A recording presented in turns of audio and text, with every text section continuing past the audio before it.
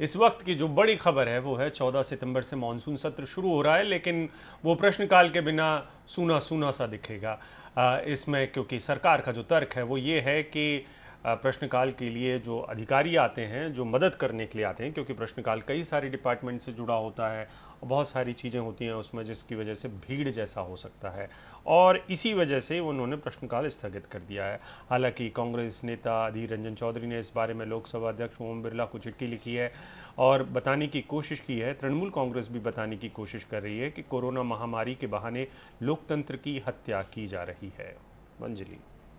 और वहीं अब जो नेता हैं वो ट्वीट करके अपनी नाराजगी भी जाहिर कर रहे हैं। डेरेक ओब्रायन ने ट्वीट किया है, जो कि तृणमूल के सांसद हैं। उन्होंने लिखा है कि संसद में प्रश्नकाल के लिए सांसदों को 15 दिन पहले सवाल जमा करने होते हैं।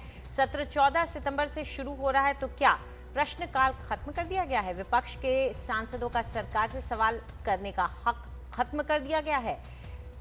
1950 के बाद ये क्या पहली बार हुआ है? संसद के काम करने का समय वही है, तो प्रश्नकाल क्यों खत्म किया गया है? महामारी के बहाने लोकतंत्र की हत्या की जा रही है, तो ये नाराजगी उन्होंने जताई है। वहीं ये भी कहा जा रहा है कि अधीर रंजन चौधरी से बात की गई, जब उसके बाद उनका रुख बदला है और शरद पवार का रुख इसको लेकर के अलग है। वो प्रश्नकाल के हटने पर सवाल नहीं उठा रहे हैं, उन्हें इस पर आपत्ति नहीं है। लेकिन डेरेक ओब्रायन, जो कि तृणमूल सांसद हैं, उन्होंने बड़े कड़े स्वर में सवाल किया है, क्या आप ये जो कदम उठा रहे हैं, क्या विपक्षी नेताओं को कोई हक नहीं रह गया है सवाल पूछने का? ये ट्वीट उन्होंने किया है और लिखा है कि संसद में प्रश्नकाल के दिन के लिए सांसदों को 15 दिन पहले सवाल जमा करने होते हैं और अब क्या हमें सवाल पूछने का हक नहीं? वहीं शशि थरूर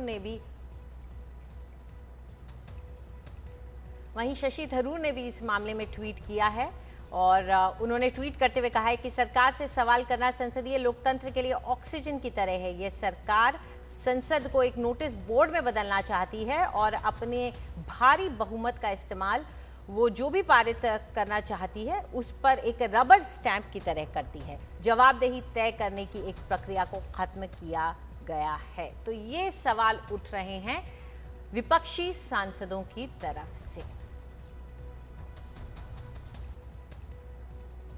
तो आइए एक बार फिर से डेरेक ओब्रायन के ट्वीट पर नजर डाल लेते हैं कि क्या आपत्ति उन्होंने जताई है। जैसा कि वो कह रहे हैं कि सांसदों को 15 दिन पहले सवाल जमा करने होते हैं।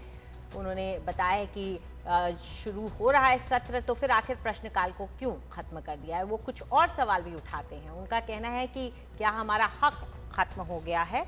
इस पर ज़्यादा चर्चा के लिए हमारे साथ हमारे पॉलिटिकल एडिटर अखिलेश शर्मा जुड़ गए हैं। अखिलेश, क्या वजह इसके पीछे सरकार दे रही है या क्या वजह इसके पीछे दी जा रही है कि पार्लियामेंट में प्रश्नकाल, जो कि विपक्षी नेता कहते हैं कि बहुत अहम है, ये आखिर क्यों नहीं किया जाएगा?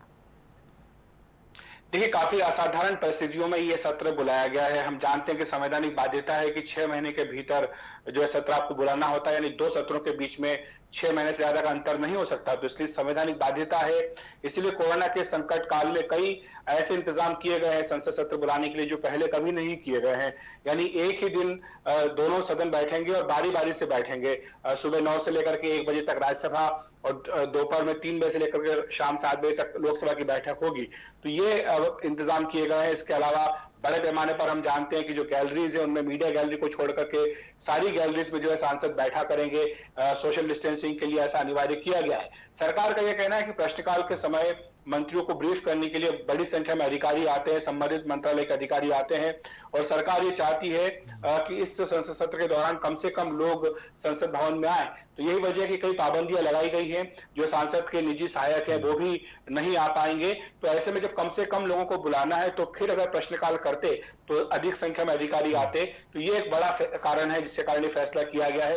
रक्षा मंत्री राजनाथ सिंह ने तमाम विपक्ष के नेताओं से बात की है, फोन पर उन्हें ब्रीफ किया है कि ये कारण थे जिसके चलते ये फैसला किया गया है कि इस बार प्रश्नकाल नहीं होगा। लेकिन कई विपक्षी सांसद नाराज हैं। शशि थरूर हैं, डेरेक ओब्रायन है, उन्होंने अपनी नाराजगी जाहिर की है। उन्होंने कहा कि ये लोकतंत्र के साथ अत्याचार है कि आप जो है प्रश्न पूछने की आजादी भी नहीं दे रहे हैं। तो ये एक तरह का टोकन सत्र क्यों बुलाया गया है? कि क्या सिर्फ ये एक नोटिस बोर्ड होगा कि सरकार आएगी, अपनी बात कहेगी विपक्ष की बात नहीं सुनेगी, न ही विपक्ष के सवालों का जवाब देगी, तो एक तीखा विरोध भी सामने आ रहा है कि प्रश्नकाल आखिर क्यों नहीं हो रहा है। डेरेक ओब्रायन ने ट्वीट करके जानकारी भी दी कि पिछले कई बार ऐसा हुआ है कि जब सत्र के दौरान प्रश्नकाल नहीं हुआ, लेकिन वो सत्र जो थे वो किसी विशेष कारण के लिए बुलाए गए थे।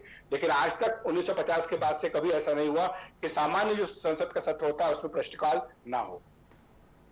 अखिलेश, लेकिन ये विकल्प क्यों नहीं, जैसा कि आप तो संसद इतने लंबे अरसे से कवर कर रहे हैं, इसमें बहुत सारे सवाल ऐसे होते हैं जिनके जवाब सदन पटल पर रख दिए जाते हैं।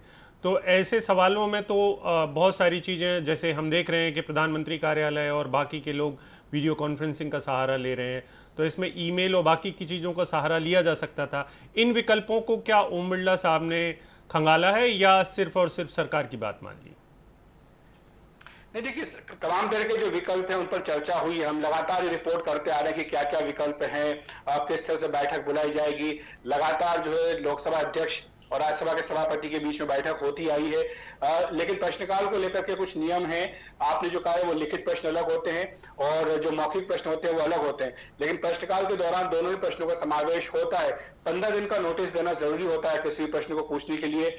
चूंकि अब नोटिस पीरियड भी नहीं बचा है, कल रात को ही बुलेटिन आया है, इस बुलेटिन में साफ तौर पर कहा गया कि प्रश्नकाल नहीं होगा, तो इसीलिए विरोध जताया जा रहा है विपक्ष के नेताओं की ओर से। कम से कम आपको हमसे ठीक से बात करनी चाहिए थी, हम आपको कुछ दूसरे विकल्प दे सकते थे। जैसे डेरेक ओब्रायन ने कहा कि वर्चुअल क्वेश्चन आवर क्यों नहीं हो सकता था, ये जो अधिकारी हैं वो अपने मंत्रियों को सीधे वीडियो कॉन्फ्रेंस के जरिए क्यों नहीं ब्रीफ कर सकते थे। तो ये सारी बातें हैं जो विपक्ष की ओर से कही जा रही है। वो सीधे तौर पर सरकार की मंशा पर सवाल उठा रहे हैं कि ये सरकार जो है वो चाहे वो बिगड़ी अर्थव्यवस्था हो या कोरोना महामारी के चलते जो हालात बने जो नियंत्रण में नहीं आ रहे वो हो, या लोगों की जो बेरोजगारी की समस्या है वो हो, तो इन तमाम सवालों के जवाब नहीं देना चाहती है सरकार, इसलिए प्रश्नकाल नहीं बुला रही है। जी बिल्कुल जी, इस पूरी जानकारी के लिए शुक्रिया। तो एक बात तो साफ है कि इस बार प्रश्नकाल नहीं होने वाला है, हालांकि विपक्ष जरूर इस पर आपत्ति चला रहा है।